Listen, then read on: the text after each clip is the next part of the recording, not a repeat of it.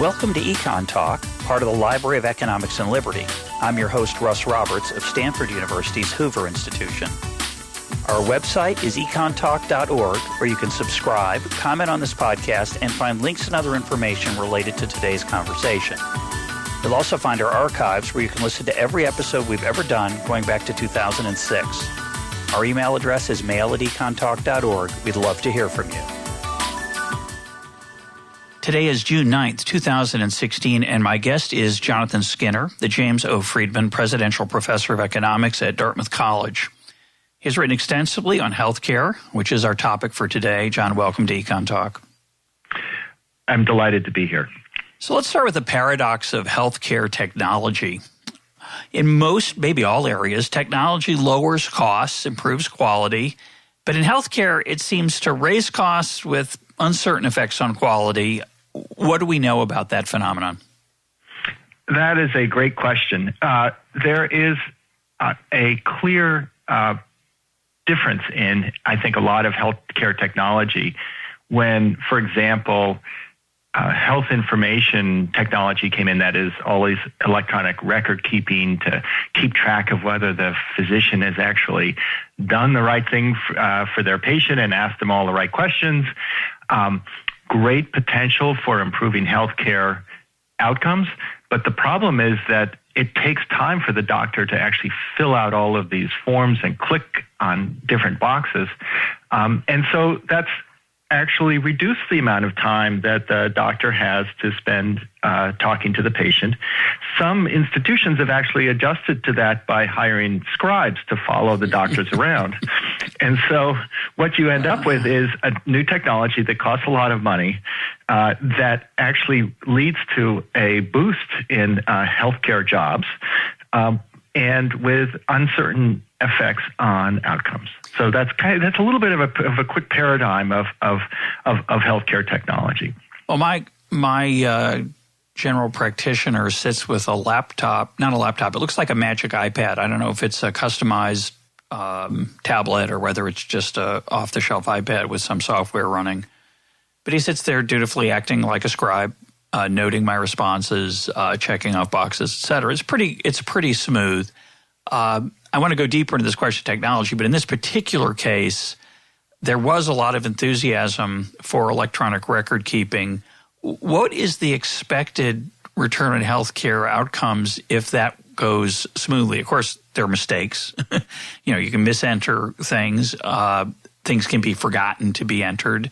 But assuming that we really do keep good electronic records, what is the promise of that technology, in particular for outcomes? There is actually a tremendous potential for very good outcomes. In fact, it's hard to imagine in 20 years a healthcare system that wouldn't be highly dependent on their healthcare technology, the record keeping. If somebody gets sick and they end up with seeing a different doctor, there's really no substitute for that other physician being able to just tap on their iPad and find out all the records. It's also invaluable for monitoring what physicians do. That is, are they giving these necessary, say, tests for diabetic patients? Are they doing the hemoglobin A1C test, which kind of checks to make sure that their blood sugar is under control? So I think the problem in practice, as these things usually end up being, is the implementation of something that's sort of new and difficult to use. I think the technology is going to get better, but just like flying airplanes, that I think in the future that the electronic part of healthcare is going to be indispensable. Yeah, I mean, in theory, you could use smart technology, smart machines to do the monitoring that you talked about to, make sure that certain procedures were done. Of course, you can also check the box and not do the procedure. That's a different kind of misentering. You can lie or be negligent, or you can decide, I didn't think that was important, and just check the box anyway. And we've had episodes on EconTalk where those kind of issues arise. But in general, you'd think that kind of collection of data would be very helpful. And as you say, right now I had a shoulder issue. I went and got an MRI. my doctor never saw the MRI. He got the summary of the findings by the MRI person in writing about what the nature of the problem was. But I found that kind of remarkable that wasn't just uploaded into the cloud. And then the other part that's remarkable about it, and we'll get into this later as well, is who owns that? That should arguably that should be my record, and I eagerly share that with my doctor. Instead, it gets written onto a disk that I happen to have forgotten that day, and he's, oh, don't worry about it. I'll just look at and it's just weird that in 2016 we're still using what is essentially a paper or physical-based system. Yes, it is remarkable. It's probably one of the few industries that still use fax machines to send things around, records, for example. And I think that the idea of putting one's data up into the cloud where the individual patient can access it, I think, is also something that's coming along very rapidly. But the key thing also that I see for computers is that there are probably 30,000 randomized trials that are done every year, and no human being can keep track of all of this new knowledge. And so I think computers are good at finding patterns, and they're good at sort of noticing things in people's records that can at least prompt or buzz the physician to say, the patterns that we see for this patient are consistent with such and such a disease. Now, it may be so uncommon a disease that the physician may have run into it in medical school 20 years ago, but has never seen such a pattern before. But even though it is fairly uncommon, it does happen. And so that's, again, I think the promise of electronic prompts or nudges that can really sort of help the physician do a better job of diagnosis. The other issue, though, is, and this, electronic health records are just one kind of technology, is that it's part of the process. The real issue seems to me, and you've written about this, is the use of innovations in diagnosis, innovations in treatment, various devices that are incredibly expensive, incredibly cool, amazing, but where the bang for the buck is not always there. So talk about some of those, the variation across technologies and innovation, because we think of ourselves in the United States as the most innovative healthcare provider in the world. And I think that's true, but it's not always worth it, which is hard for people to accept. But do I have that described correctly? Exactly, yes.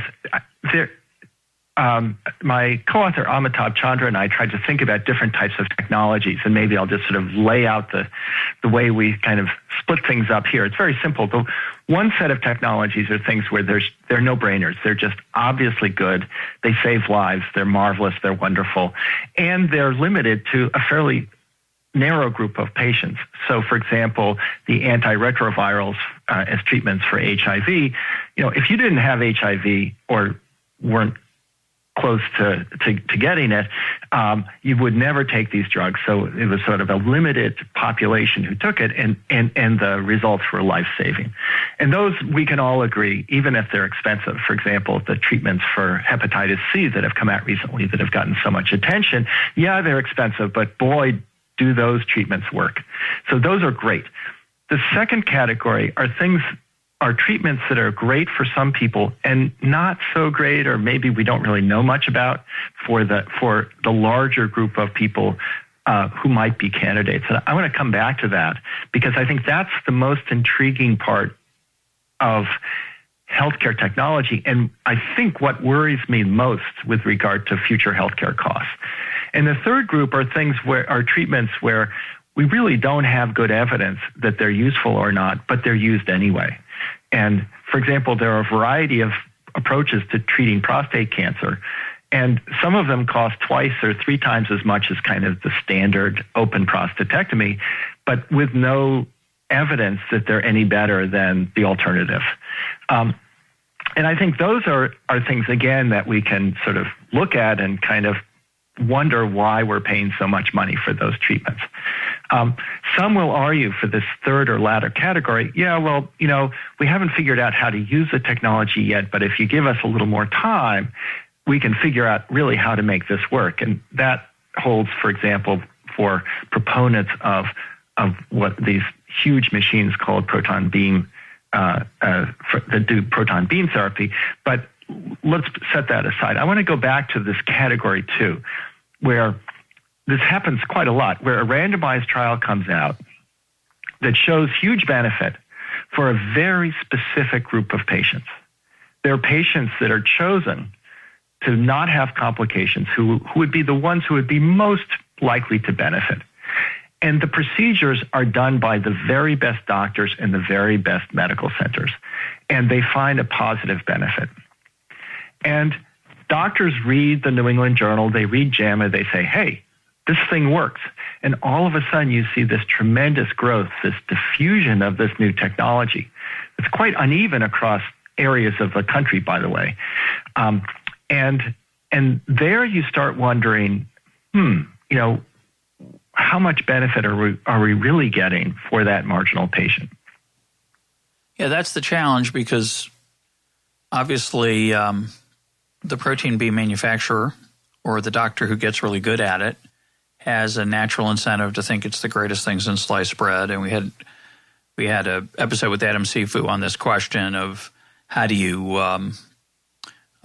reliably know what you know about what works. And of course, one trial, one study often is not adequate for figuring out. And you pointed out a couple of really interesting reasons for why that might not be true. The doctors doing it might be especially talented, or the patients receiving it might be especially prone to find it helpful. And of course, then it gets used more widely. But ultimately, the question is going to be, and this is, I think, the biggest problem we have in American healthcare is, well, why, as I'm sure some listeners have been thinking, why would you ever use something that doesn't work, that costs 3 times as much? Or why would you ever use something that might not be any better, that costs 3 times as much? And that gets at what's peculiar about how we adopt healthcare innovation as opposed to innovation in other industries. So what do you think is going on there? Well, I think that's right. I think that the FDA and in particular Medicare, who often makes these decisions of whether to pay or not, they're not in the position legally of deciding whether something is worth certifying or qualifying to make available for people to receive and have it covered under their insurance. Instead, the nature of the certification process, say, for example, to be able to bill Medicare for providing this particular service, that nature is whether the treatment is medically effective. And for example, proton beam therapy, it's as effective as other treatments, but they're not asked to actually compare whether this one is any better.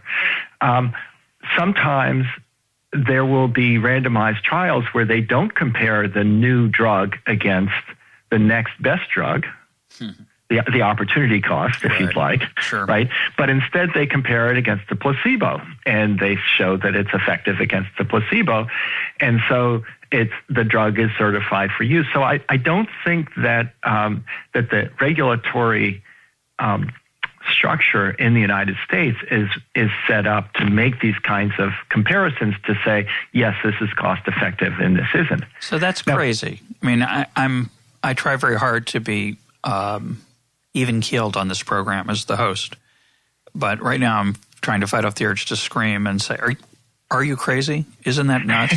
Why would you do it that way? Is that bizarre?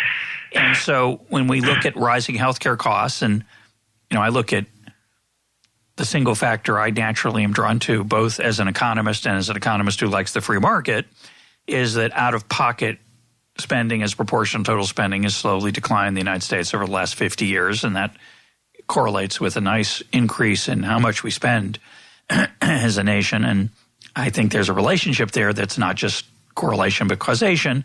We can debate how important it is, how big it is, but surely when you're spending other people's money, you don't spend it as carefully. You're likely to buy things that are not as valuable as you would if you were paying for it out of your own pocket. That I understand. But the idea then that you would say, okay, here's your menu of free stuff, and we're going to add some stuff to it that's really expensive because you don't care, because you don't pay for it, and the doctor doesn't care. So what kind of a crazy nutso system is that? I agree. The question is coming up with a system that's less crazy and nutso.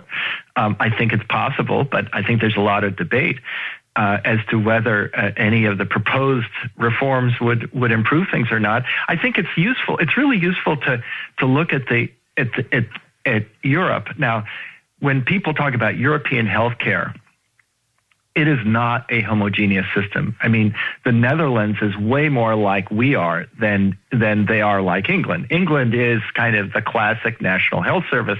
They actually have a panel called NICE. It stands for, I can't remember what it stands for, but it's they NICE? Actually, yes, NICE. It's like National Institute for Comparative Effectiveness. Uh-huh. And they actually do the task that you were suggesting that we should do, which is they look at each treatment and they use a cost effectiveness ratio of about £30,000 per life year. And if the drug is priced above that, oftentimes the drug company will actually readjust the price so they come in under the line, so that they qualify. And if the treatment is not sufficiently cost effective, they will often say, no, we're not going to provide this. We're not going to pay for this. And in the National Health Service, if the NHS doesn't provide it, then you're probably not going to get it, except perhaps through private sources in England. And it's tremendously controversial because some drug will come along that doesn't quite make that guideline or the hurdle, and all of a sudden it's this problem where, well, how can you let these people die? And of course, the answer to that is because we're not going to let other people die, because we're not going to overspend on healthcare, and we're not going to lower the quality of life. But I certainly agree that it's that's equally crazy to have a committee that formally decides who should live and who should die and under what circumstances. That's all. I get that. That's not a fun committee to be on. No, but it sure beats. No. It probably is better. Probably, it's not clear, but it's probably better than saying, well, if it's a little bit better, regardless of the cost, we'll have it. We'll pay for it. Yeah, pile it on the plate. We're hungry. Yeah. Well, and so sometimes what people will say is look, that the U.S. government should only pay for things that are cost effective. If you want to pay for it yourself out of pocket, that's fine. Sure, help yourself. And that's another way to do it. If you want to pay for, proton beam therapy, fine. It's sometimes called reference pricing, where the insurance company or the government will pay for sort of the thing which is least cost but is quite effective.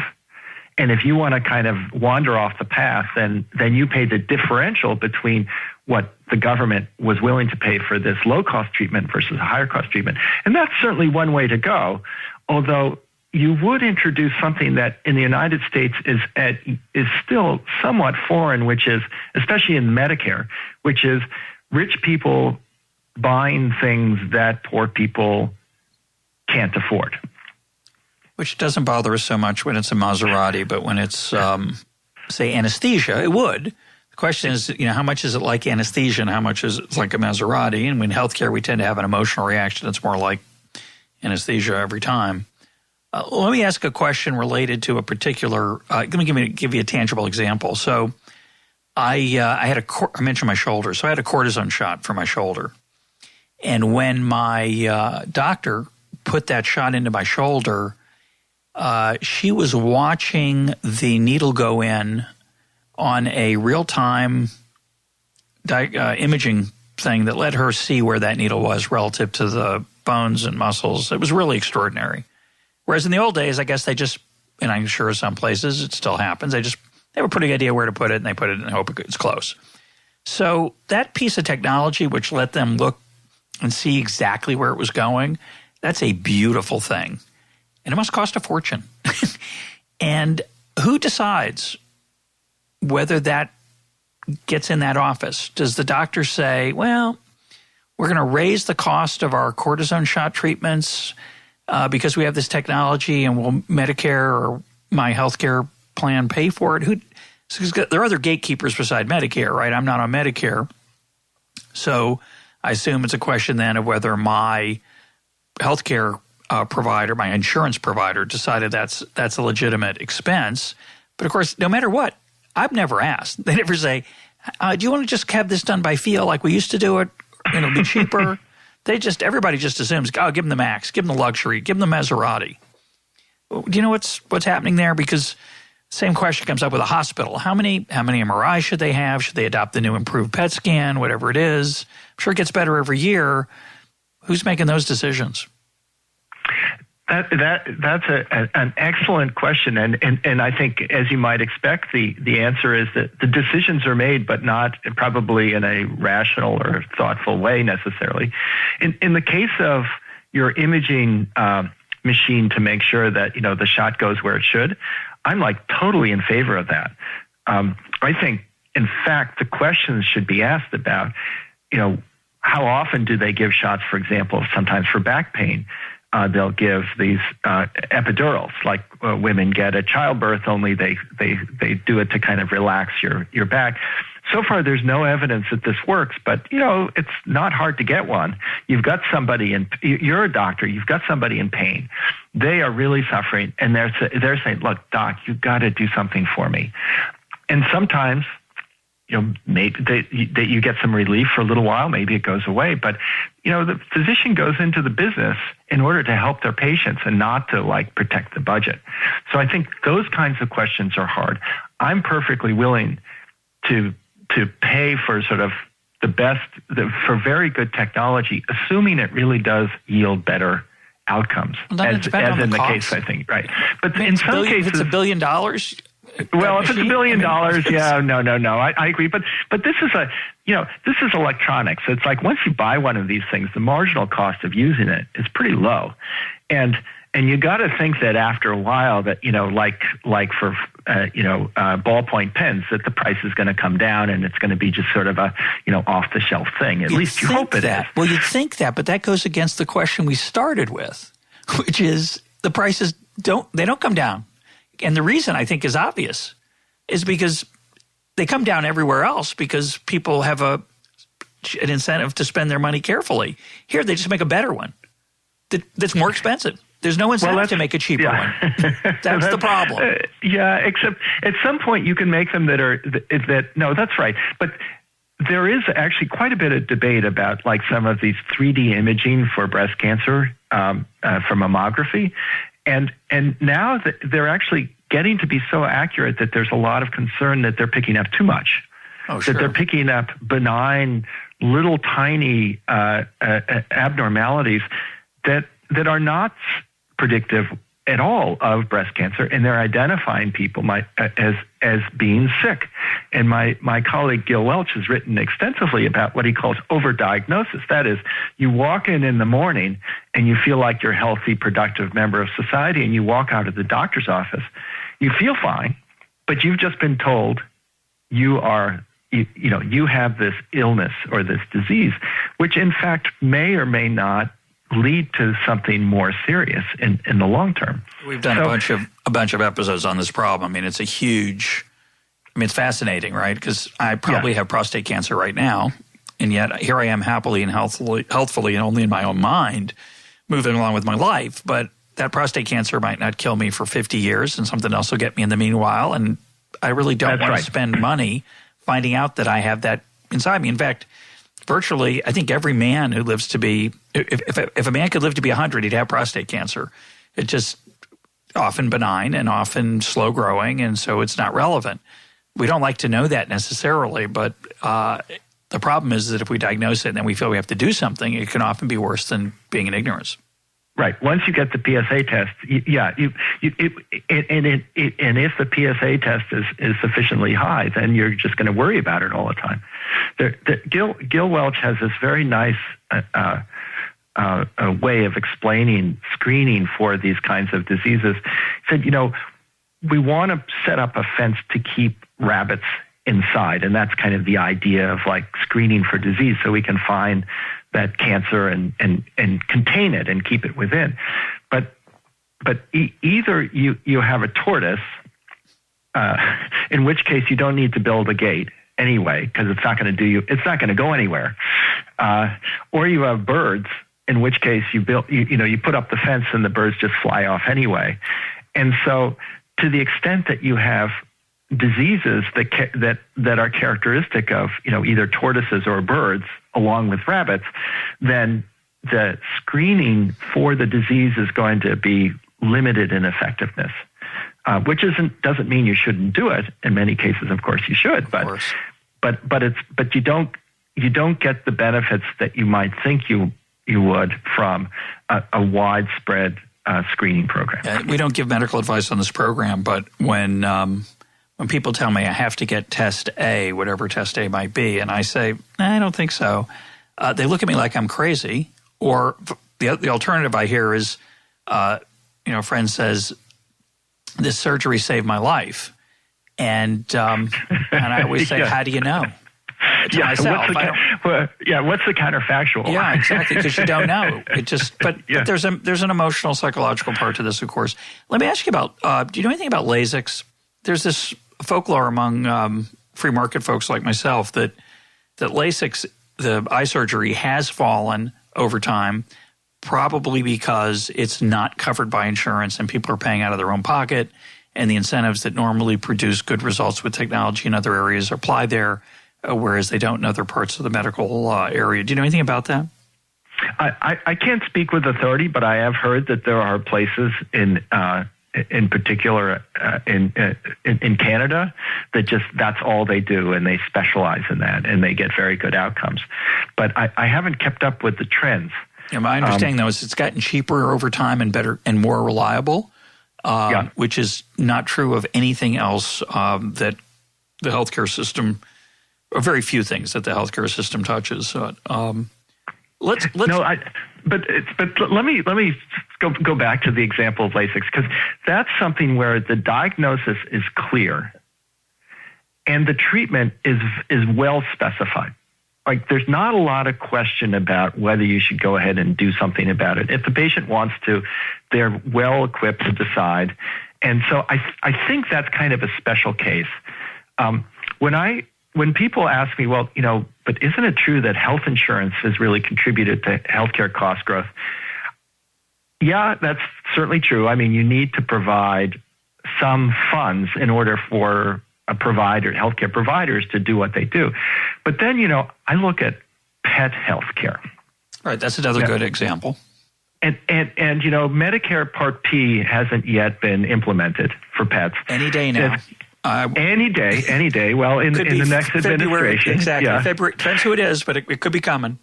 And we will get all the cat people on board with Medicare Part P. But it's been remarkable how much growth there has been in healthcare spending on pets. And that's why I often think of technology growth. The fact that when you bring your pet in, the doctor will say, well, we can implement a medical device into this, pet, into this dog. And you're in this funny position where it's like, if you say no, as an economist, you might say, well, my dog's 12 years old. It's like we've had a good life. And your kids are looking at you like you're Simon Legree. So it's a tough one. And that's why I think that's true. But that's true of everything, because it's like when to take out the emotional part, which is perhaps not appropriate, but I think it's still illuminating. We go shopping for a car, and my sons want a Porsche, say, and I want a Honda Accord, and they say, "Oh, Dad, we really love the Porsche. It's going to be so cool." And I say, "It's just not worth it." And there we say, "Well, that's life," and yet the Honda Accord today is such a better car than it was 25 years ago, 10 years ago. It's an amazingly great car, as are all of its competitors in the class, because to be a competitor, they have to pretty much match the features and the reliability and the gadgets and the gizmos and the gas mileage, et cetera. So the real question is, when we say that, healthcare expenditure on pets is rising, sure, we're a rich nation. I think despite the data, I think we're a richer nation very much across the board than we were 20, 30, 40 years ago. And I would expect that we'd probably want to make that decision to save Lassie, even though she's 14 or 12, more often than we did in 1940 when we said, take the dog out back and kill it. And that's great that we're more able and willing to do that because we have the resources to do it. The question is, does competition among vets help reduce the rise in that demand by introducing innovation and other cost-saving things? Now, one of the reasons it's going to get more expensive is that it's a labor-intensive activity, and all labor-intensive activities have gotten more expensive. But if there are gadgets used to work with dogs and cats, I wonder if they have got, and that don't work on humans, because that contaminates there's a cross effect there. Do those get cheaper over time and easier? Maybe it's not even an answerable question. I don't know. Yeah, I mean, that's a great question. And again, I'm not an expert in the pet healthcare industry, but I'm thinking it might be a good place to go into if, I do have tenure, so people can sort of laugh at me. But no, I think it's interesting. I think it's an alternative world where there's no such thing as health insurance, and to kind of trace that out would be really interesting. I think it's understudied. But let's move to something that's heavily studied, and you've worked a lot on it, which is a topic that has gotten a lot of attention, which is variation in both price and usage of various medical techniques geographically. So it's surprising, and give us an idea of what the range is. It's surprising how much variation there is, again, compared to, say, other markets where prices tend to be somewhat similar. Well, yeah, I should start out with, the person who really got me interested in this topic, and lots of people interested in this topic, was a real pioneer, a guy named Jack Wenberg, who was driving around in Vermont in the 1960s, and he was worried that there were communities in Vermont that were being underserved because they didn't have access to hospitals or to doctors. And so he started actually collecting all of this data from all of these towns in Vermont and found remarkable variation across little towns. In fact, in the community where he lived, the divided by a street. So in one school district, none of the kids had their tonsils. And across the street in the other school district, most of the kids had their tonsils, and it was because the doctor in one school district believed in taking tonsils out, and the doctor in the other school district thought that was kind of a dumb idea. So he compiled all of this data, and he sent the paper to all of the major medical journals, and they all rejected the paper. And he finally, one of his friends said, "Why don't you send it to Science, which is the highest prestige journal in the business?" And they took it and they published it in 1973, and it's been kind of ever since then. We've been sort of following up on this article in Science, and more recently, Zach Cooper and his associates have started looking not just at differences in utilization across regions, that is, how many back surgeries per thousand, or how many doctor visits or admissions, but has also looked at variation in prices in the under 65 population. And there is way more variation across regions than I thought possible. First of all, there's a lot of variation in the Medicare population. And remember that Medicare is a federal insurance program, so prices are pretty much fixed across regions. There's some adjustments for New York is more expensive than Oklahoma.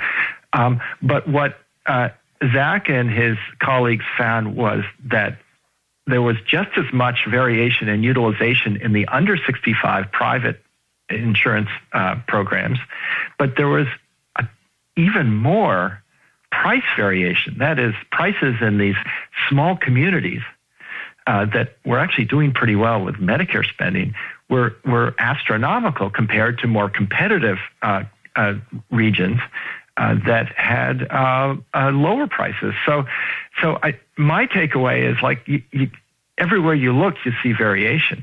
Now, I should say that it's not just healthcare.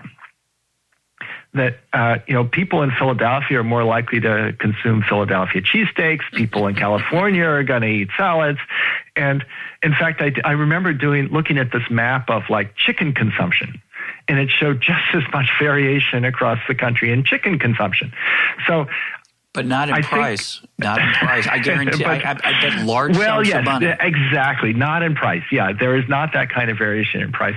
I think that people are beginning to realize that healthcare is often a natural monopoly. There is one dominant hospital in the area, as there is where I live. There's Dartmouth-Hitchcock Hospital, and no insurance. You wouldn't be caught dead going anywhere else.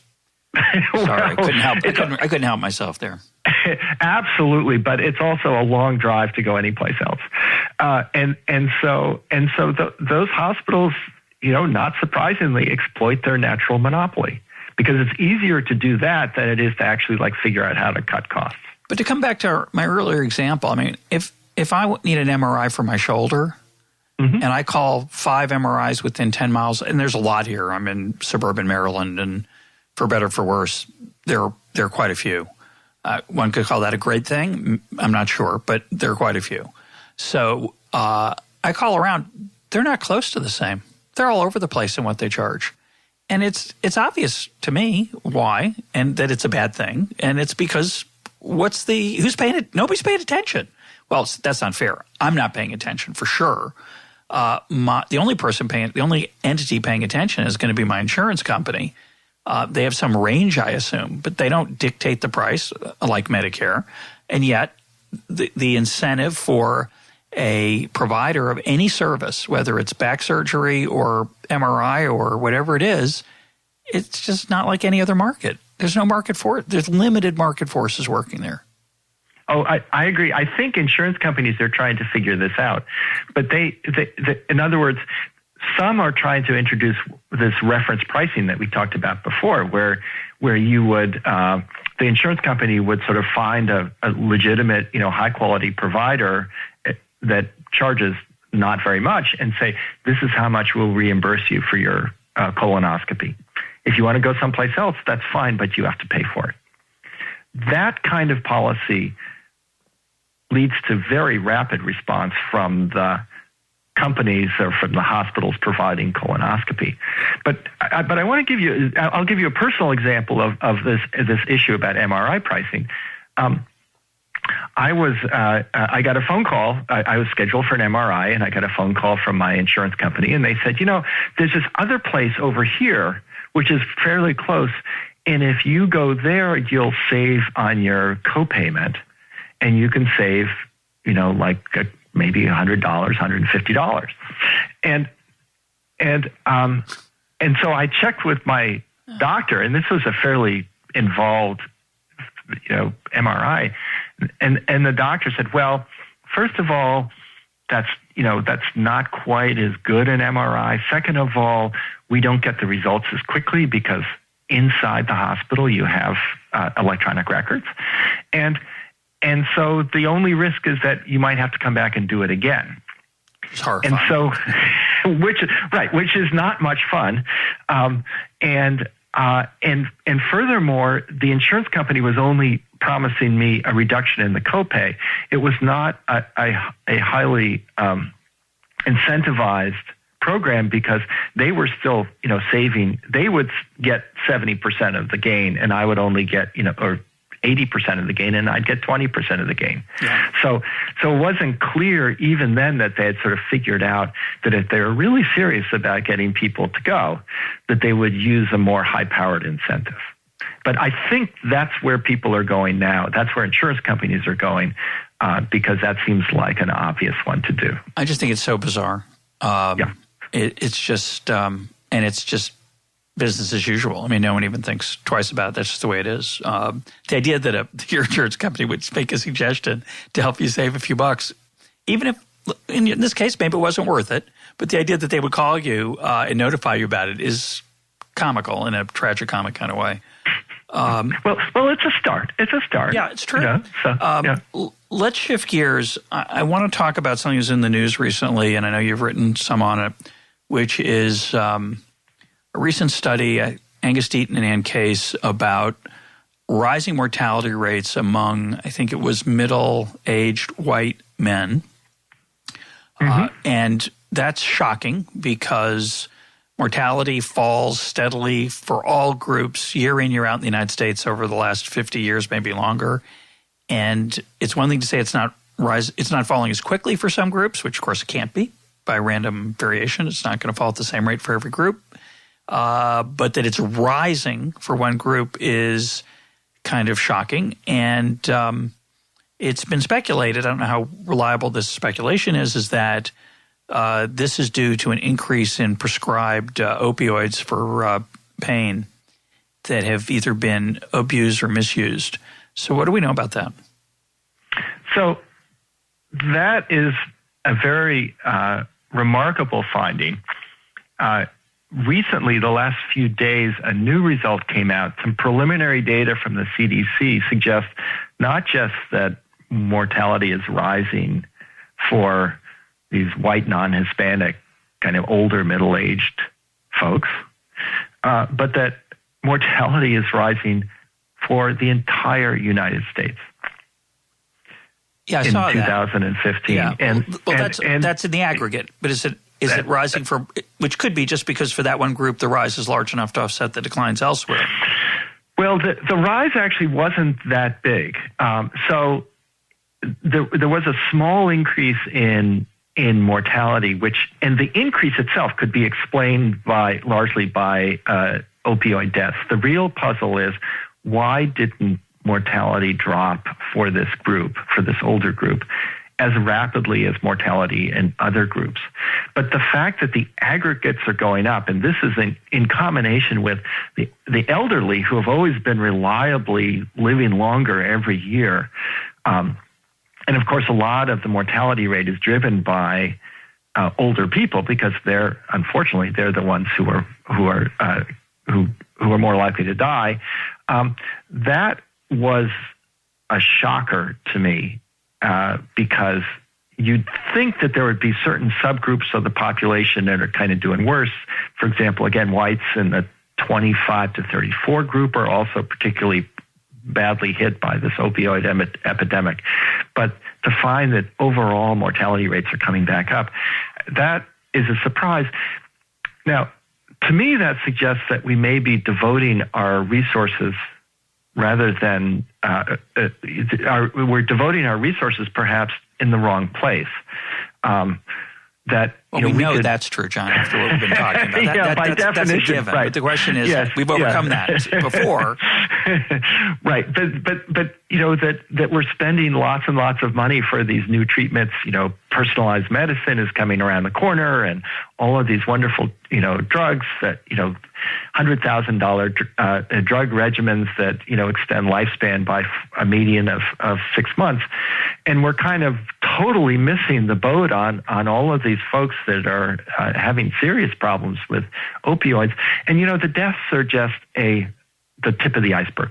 I think it is true that there are more and more people who are on opioids and are genuinely in pain, and it is it's not necessarily an addiction, but it is true that once people start taking opioids, that to go off of opioids is really, really difficult, because in fact, if they were in pain initially, that kind of the dorsal horn is opened up and like sending these pain impulses more directly to the brain. And so that when you stop taking opioids, you're in real trouble. And so I think that is certainly contributing to it. And also just the falling apart of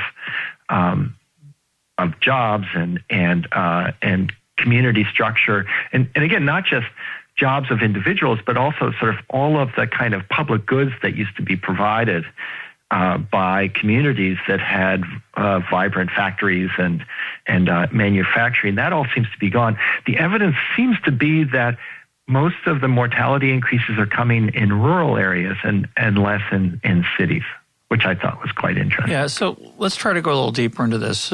and give us a little more background. So opioids are painkillers, right? Yep. And do you know the names of some of these that people might be taking that are leading to problems? I don't know what.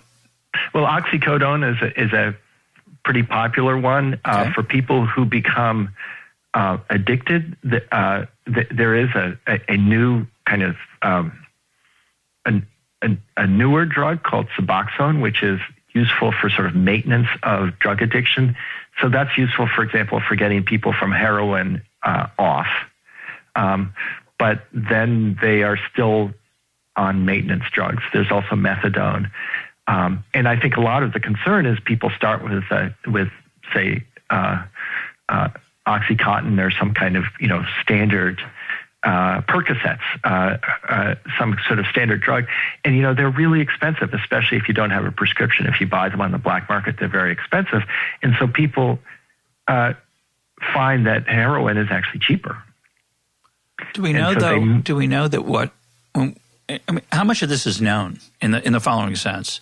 So obviously there are death certificates that'll give a reason for death.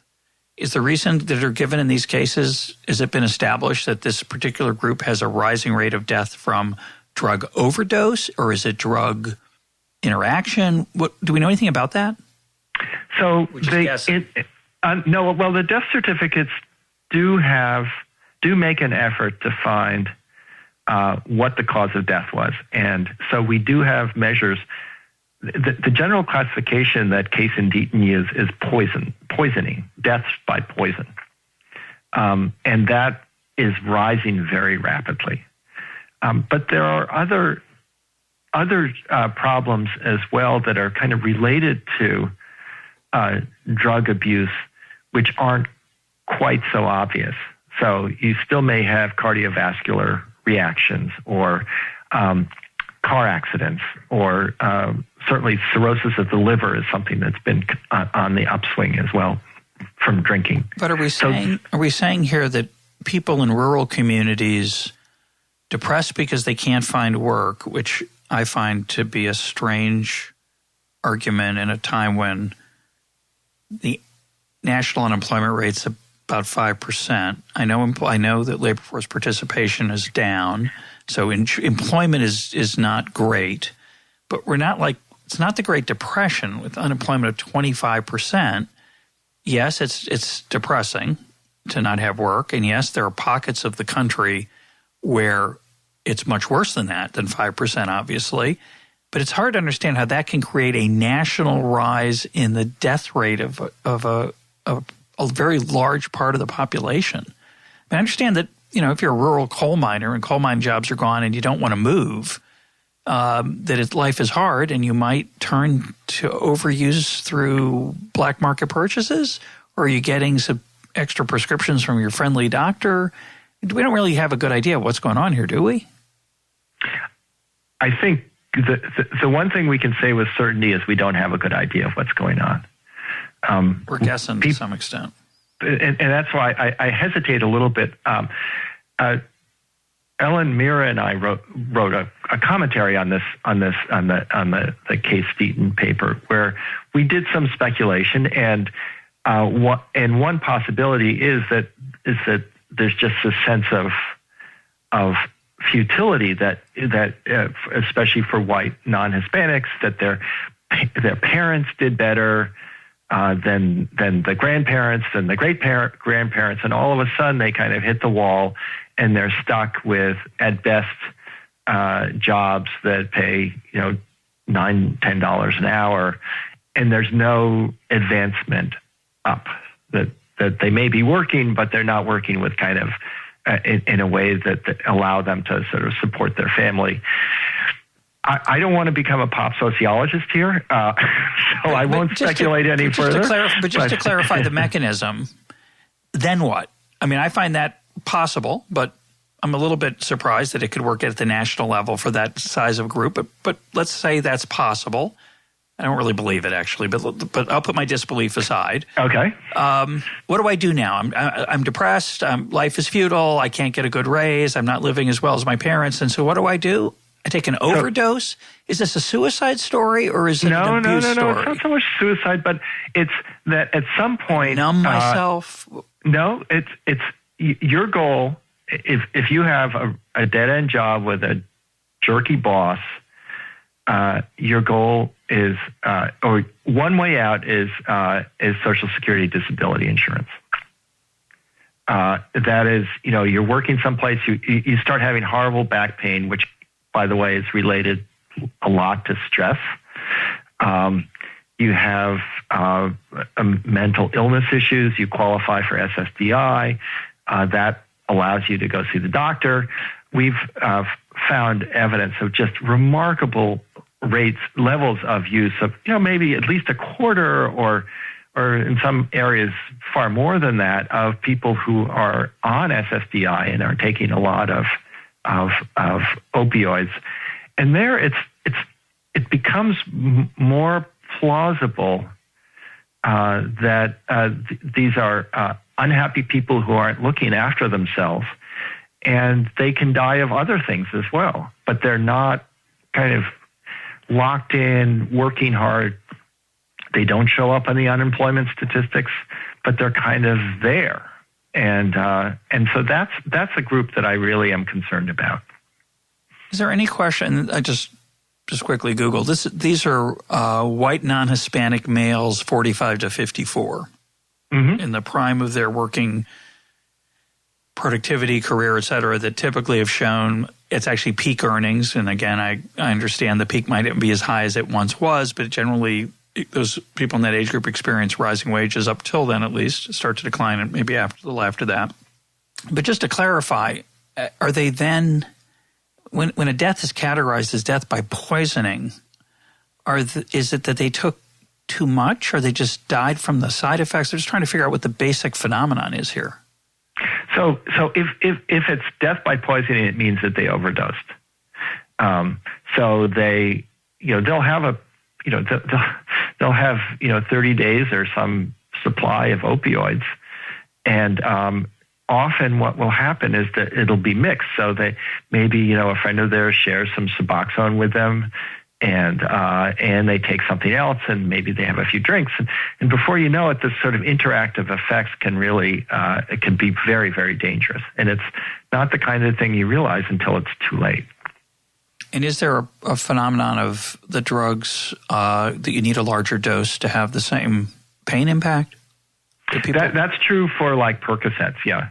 When you that there is an increasing, that people become opioid resistant, and in fact hospitals are very much aware of that. When patients come in and they're in pain, they sometimes ask, well, have you been taking opioids before? Because the difference, they might give you 10 milligram pills versus if you haven't taken opioids before, but they might give you 60 milligram pills if you have. So yeah, you do become more resistant. And of course, that's a rising price for maintaining your opioid addiction. And that's where the problem comes. These kids in rural towns can't afford to buy the Percocets on the black market. And so they turn to crime, or they turn to heroin, or they do both. Well, it's a very depressing story. I wonder what the other thing I wonder about is I wonder if these data are accurate, but that's always a question. Sometimes when I see a trend reversing like this, I just wonder if they change the way that they define death by poisoning, but I assume that's not the issue. No, I don't think so, because these are because this is total deaths. In other words, they can break it down, but most of the puzzle was not so much that deaths by poisoning were rising, but that other groups, like cardiovascular disease, kind of stopped falling as much for this group compared to, say, African Americans or Hispanics or people in other countries. That's fascinating in a tragic way. I guess it's an issue I'm sure we'll come back to as scholars and as EconTalk, because it's so unusual. Yeah. Let's talk about digital medicine. We've had Eric Topol on the program before talking about all the changes that are coming, and he's a big proponent of something we talked about before, which is owning your own data and being in charge of your own data, having control of your data and I think eventually of your treatment, which digitization and a lot of the applications that are coming, or at least talked about, have the promise of doing. What do you think the potential that is, and what regulatory issues do you think are going to have to be resolved or pushed aside a la Uber before some of these technologies can really have an impact? I think in terms of ownership of your own data, I think that seems like a no-brainer. It's like, yeah, you should. It's your body. You should have access to your own data. In fact, if you want to analyze it, that's great. I think that this idea of owning your getting your DNA sequence done, I think that's getting cheaper and cheaper, and people may want to do that. I'm not sure they're going to learn that much from their DNA unless they have sort of very specific genetic markers, which would cause them to change, to get certain treatments. My impression of the DNA revolution is that it's been much less of a payoff for medical purposes than people thought. And I think in large part because the DNA may be the template, but what's really important for health is what proteins are generated by those DNA, and even identical twins produce very different proteins. This so-called epigenetics field, and I think that's where the science is going. But we're not very far along that path yet. Do you think this digital revolution is being oversold in terms of what its potential is for being, say, doctor-free, that I could just put my iPhone next to my body somewhere and it'll send a message to the cloud that I've got such and such a thing, and it'll be diagnosed by artificial intelligence, and the drug will be dispensed by my 3D printer and all that? Do you think that's a real vision that could happen? Yes, I think it could happen. I think, but most humans still want to talk to a human about the different options and what it means for their life. I don't discount the possibility that in 20 or 30 years we develop enough artificial intelligence that we can put doctors out of business. But if that's the case, then the economists will be out of business too, because as we know, all we need is a parrot to say supply and demand, and we've basically covered most of our profession. So I do think that that's a possibility, but I think if I hear the two words big data anymore, I will throw up on my shoes. But this is often the case. A new technology comes along, and everybody becomes enamored of it. And over time, they gradually see, well, it does provide some value, but maybe it's not the value we thought it would be. Why are you tired of hearing about big data? Isn't it going to be amazing when all our healthcare records are up in the cloud and we can find out what works and what doesn't work? Treatment's going to get better. Medicine's going to get customized.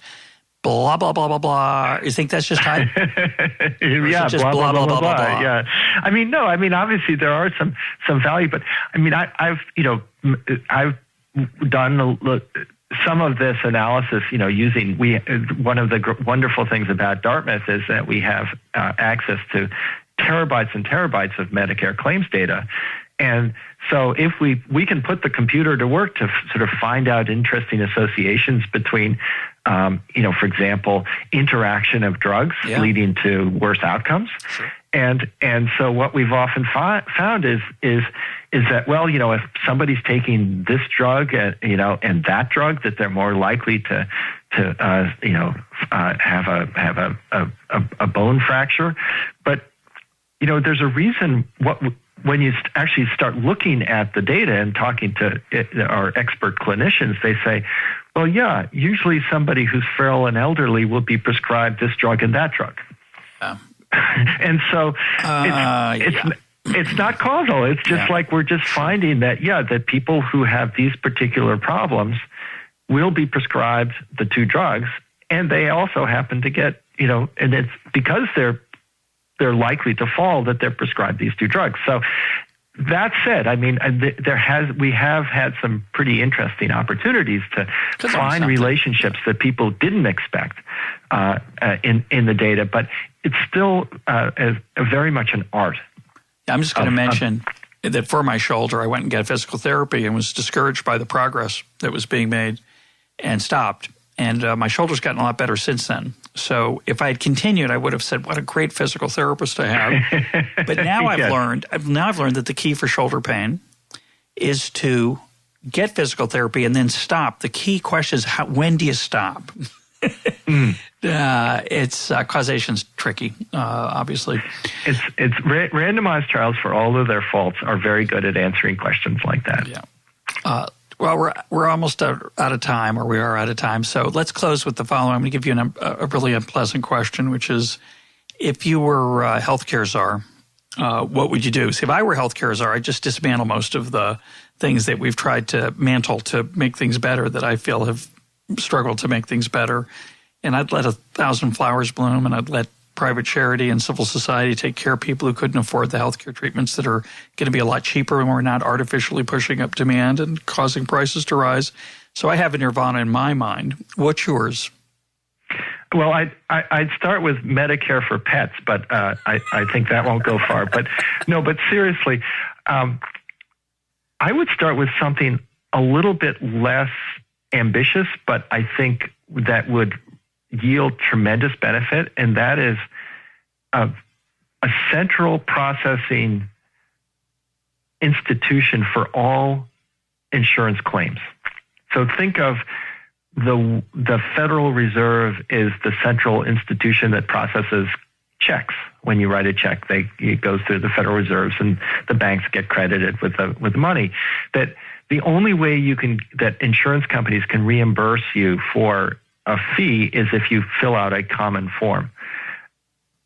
That would yield two benefits. First, it would save billions and billions of dollars in administrative costs. And second is that it would provide instant monitoring and a picture of both regional variations and where is spending going, and are we ramping up too quickly on this treatment or that treatment. I think that would be a no-brainer, in the sense that everybody should be in favor of it, and that it would save money and improve healthcare. My guest today has been Jonathan Skinner. John, thanks for being part of EconTalk. Thank you.